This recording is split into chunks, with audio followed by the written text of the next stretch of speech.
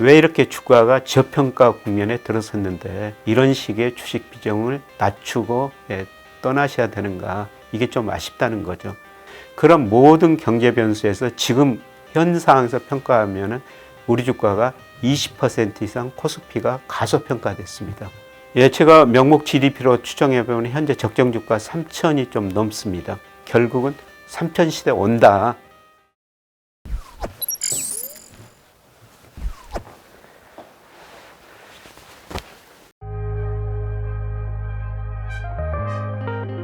작년에 우리 코스닥이 러시아 주가 다음으로 많이 떨어졌고요. 코스피도 25% 떨어지고 세계 주요 국가 중 제일 많이 떨어졌죠. 우리 주가가 이렇게 많이 떨어진 거는 우리 경제 구조 때문에 그래요. 우리 GDP에서 수출이 차지하는 비중이 무려 40%가 넘거든요. 세계 경제가 나빠진다면은 한국 경제의 수출 의존도가 높기 때문에 한국 경제가 제일 나빠질 것이다. 그런 기대가 투자자들 사이에, 특히 외국인 투자자들 사이에 형성이 된 거죠. 우리 경제를 보면 세계 경제의 흐름을 알 수가 있는데요.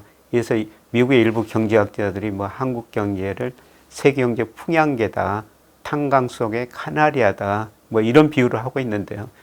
그만큼 우리 경제는 세계 경제의 상황에 따라 가지고 수출이 높기 때문에 영향을 많이 받는다는 것입니다.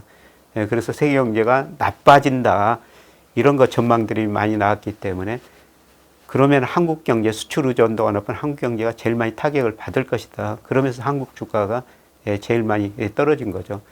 그리고 2021년, 2022년 그런 기대를 가지고 외국인들이 우리 주식을 많이 팔았지 않습니까? 그리고 우리나라 환율도 우리 돈 가치가 제일 많이 떨어졌어요. 그러니까 세계 경제가 나빠지면 한국 경제가 수출 중심으로 타격을 받을 수밖에 없다. 그래서 우리 원달러 환율이 크게 올랐지 않습니까? 원화 가치가 많이 떨어졌다는 거죠. 그런데 앞으로 세계 경제가 회복될 조짐이 보인다. 그러면 또 한국 주가가 제일 탄력적으로 오를 수가 있는 것이죠. 그래서 저는 작년에 한국 주가가 제일 많이 떨어졌습니다. 그거는 세계 경제가 올해는 굉장히 어렵지만은 내년에는 올해보다 다 더 성장률을 높게 전망하고 있습니다. 내년치를 반영하면 우리 주가가 올해는 다른 나라 주가보다 더 많이 오를 수가 있다는 겁니다. 그래서 연초 아직 한 달도 안 지났습니다만 올해 그 주가 보면은 우리가 세계 평균보다 더 많이 오르고 있지 않습니까? 그래서 우리 주가는 세계 경제 상황에 크게 의존하는 거다. 그만큼 우리 수출 의존도가 높은 나라다. 이런 의미에서 우리 주가 그 변동성이 좀 큰 거를 판단해 볼 수가 있을 것 같습니다. 저는 최근에 우리 개인들이 시장 떠나시고, 물론 일부겠지만 굉장히 아쉬운 생각이 들어요. 제가 3,000 넘었을 때 코스피가 2,200까지 떨어질 수 있습니다. 이런 말씀을 드린 적이 있었습니다. 언론에 인터뷰도 했었고요. 그때는 동학개미운동이라고 정말 많은 분들이 주시장 참여했지 않습니까? 근데 그때는 우리 명목 GDP, 그 다음에 일평균 수출금액, M2, 이런 거로 평가할 때 우리 코스피가 20, 30% 가대평가됐었어요. 그래서 가대평가됐기 때문에 주가가 떨어질 수 있습니다. 주식 비중 좀 줄이셔야 됩니다. 이런 말씀을 드렸는데, 그런 모든 경제 변수에서 지금 현 상황에서 평가하면 우리 주가가 20% 이상 코스피가 가소평가됐습니다. 그래서 이런 의미에서 제가 지금은 주식시장 떠나셔는 안 됩니다. 물론 종목별로 조금 점검을 해야 됩니다만 가지고 계셔야 됩니다. 그리고 새로 투자할 돈이, 금융자산이 생기시면은 지금 주식 비중을 더 늘려야 됩니다. 이런 말씀을 드린 거죠. 우리 개인 자산 중에서 주식 비중이 2022년 말에 23%까지 올라갔어요. 그런데 작년 12월 통계는 발표 안 됐습니다. 9월 통계 보니까 20%까지 떨어졌습니다. 왜 이렇게 주가가 저평가 국면에 들어섰는데 이런 식의 주식 비중을 낮추고 떠나셔야 되는가, 이게 좀 아쉽다는 거죠. 주가 3,000 시대, 4,000 간다, 이런 전망을 하면서 정말 많은 분들이 주시장에 참여했지 않습니까?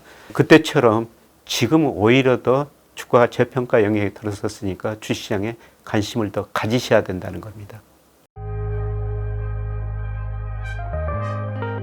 제가 명목 GDP로 추정해보면 현재 적정 주가 3,000이 좀 넘습니다. 언제 3,000 가겠습니까만은 올해 당장은 가지 않을 텐데요. 결국은 시간이 가면은 거기에 접근해 간다는 것이죠. 최근 코스피가 2,400 안팎에서 움직이고 있습니다만은 뭐 당분간 경기 침체 이야기가 많이 나오면서 뭐 2,400 안팎에서 조정을 보일 수가 있다는 것입니다. 그런데 올해 아마 3월 전후에 그 선행지수가 저점이 나타날 수가 있고요. 그다음에 그동안 그 증시 주변 자금이 계속 축소가 됐는데 최근 그 일별 자료 같은 거 보면은 MMF가 많이 늘어나면서 유동성이 서서히 늘어나고 있거든요. 이거는 주가 상승 신호라는 겁니다. 그래서 이런 시기에는 코스피가 2,400에서 조금 밑으로 많이 벗어나면은 저는 그 주식 비중을 가감히 늘릴 시기고요. 결국은 3천 시대 온다. 그런 미래를 내다보면서 주시장에 참여하시는 게 좋을 것 같고요. 아직 우리 주가가 추세적으로 하락 국면은 아닙니다. 장기적으로 상승 추세에 있는데요. 그 추세에서 지금 밑으로 제일 많이 벗어난 게 모든 자산가에서 주식이라는 겁니다. 그래서 올해는 저는 주가가 2,400 거기서 조금 밑으로 떨어질 수 있습니다만은 거기서 밑으로 많이 벗어날 때마다 주식 비중을 늘려갈 시기라고 보고 있습니다. 저는 미국 비중은 줄이고 우리나라 주식 비중을 늘려야 된다. 이런 말씀을 최근 계속 드리고 있는데요.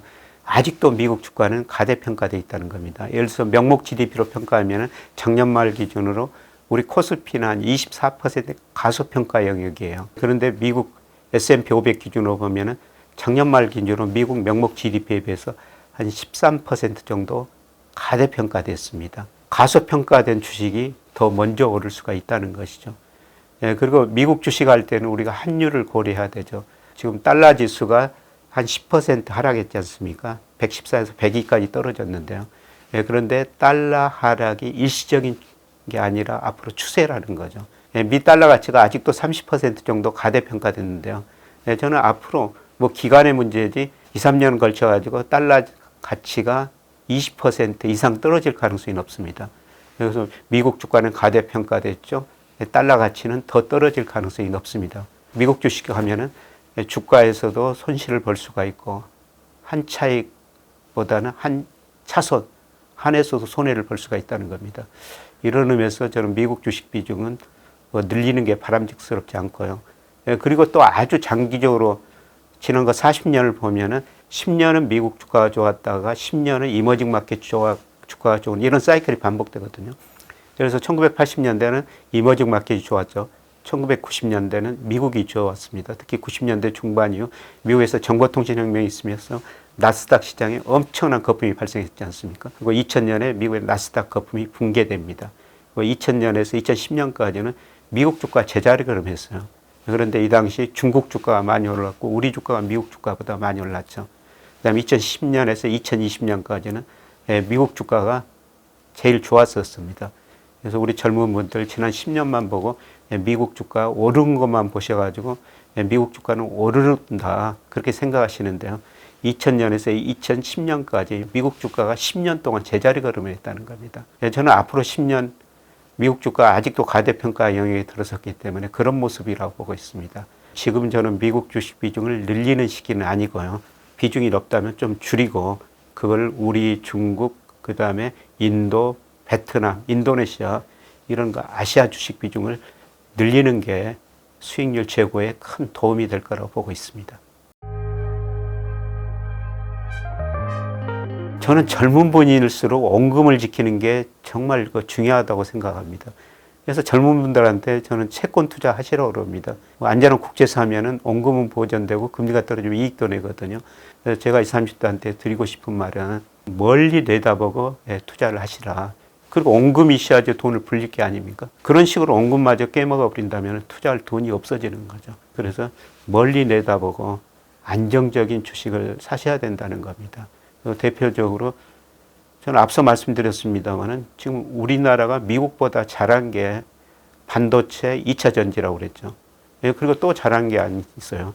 요새 그 전문분들 가장 선호하는 회사가 엔터테인먼트 회사라는데요. 우리 BTS, 그 다음에 오징어 게임 이런 거 보면 우리 얼마나 잘 만들지 않습니까? 이런 쪽으로 아시아, 미국 시장뿐만 아니라 아시아 전 세계로 진출할 수가 있다는 거죠. 그래서 이런 반도체, 그 다음에 2차 전지, 우리가 잘 아는 엔터테인먼트, 이런 거에서 종목을 좀 추천해 가지고 장기적으로 투자하시는 게 좋을 것 같고요. 그리고 꼭 분산 투자를 하셔야 됩니다. 예, 제가 한 젊은 분들하고 이야기하면서 분산 투자하라고 그랬더니 어떤 젊은 분이 계란이 하나밖에 없는데 어떻게 바구니에다 남아 담냐 이런 거 이야기를 하시길래 맞습니다. 예, 그래도 분산 투자는 하셔야 됩니다. 그래서 제가 농담을 했습니다. 그 계란을 메추리알로 나눠 가지고 그래도 바구니에 남아둬야 됩니다. 이런 말씀을 드렸는데요. 우리가 꼭 멀리 내다보면서 분산 투자를 하셔야 된다는 겁니다.